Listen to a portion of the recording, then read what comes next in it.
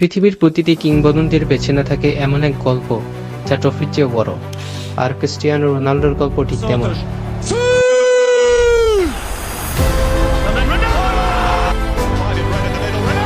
Ronaldo to think about it. Oh!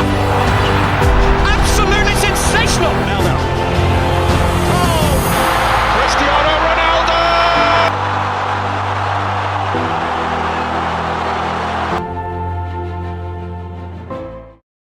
1985 সালের 5 ফেব্রুয়ারি পর্তুগালের ছোট্ট দ্বীপ মাদেইরায় জন্ম নেয় এক শিশু।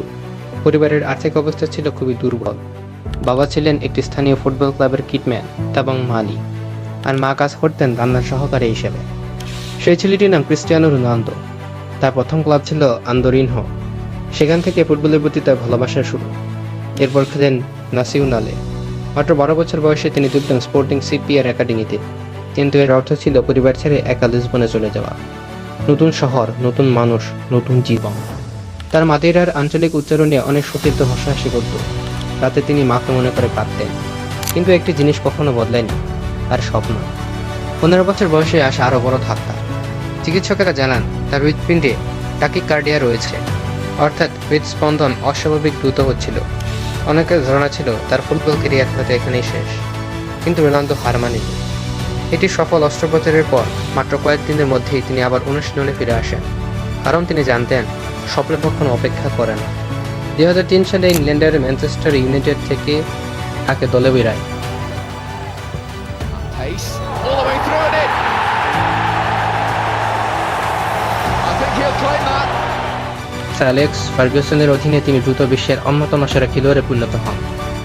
For me, Sir Alex Ferguson is like a father in football for me. He helped me a lot. He teach me many things. It's unbelievable person. Ronaldo's my boy. 2008 সালে তিনি জেতেন নিজের প্রথম ব্যালন ডি'অর। তারপর আসে ইতিহাসের এক record. 2009 সালে স্পেনের রিয়াল মাদ্রিদ তাকে প্রায় 94 মিলিয়ন ইউরো ট্রান্সফার ফিতে দলে নেয়। Cristiano Ronaldo.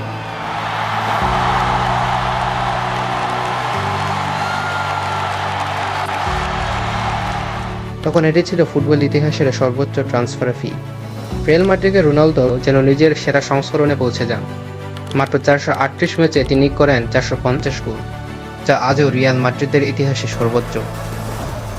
Ahí va el tiro. ¡Golazo! Va por la falda el portugués y el gol. Lo 3-1 al posible 4-0. Cristiano. Gol. তিনি জেতেন 4টি উয়েফা চ্যাম্পিয়ন্স লিগ, 4টি ব্যালন ডি'অর এবং অসংখ্য শিরোপা।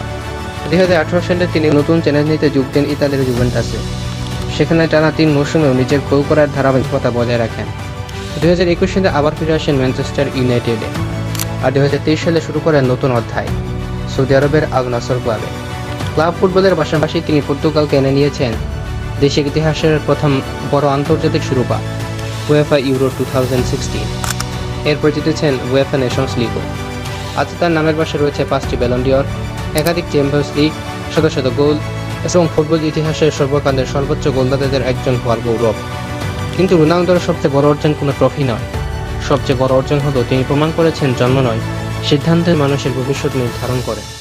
একজন দরিদ্র কিশোর যার উচ্চারণ নিয়ে মানুষ হাসত, যার হৃদরোগ একদিন তার স্বপ্ন কেড়ে নিতে বসেছিল, সে ছেলেই হয়ে উঠেছে বিশ্বের কোটি মানুষের অনুপ্রেরণা। এটাই ক্রিস্টিয়ানো রোনালদোর গল্প। এরকম এডুকেশন আর ফ্যাক্ট রিলেটেড ভিডিও পেতে আমাদের চ্যানেলকে সাবস্ক্রাইব করে পাশে থাকতে পারেন।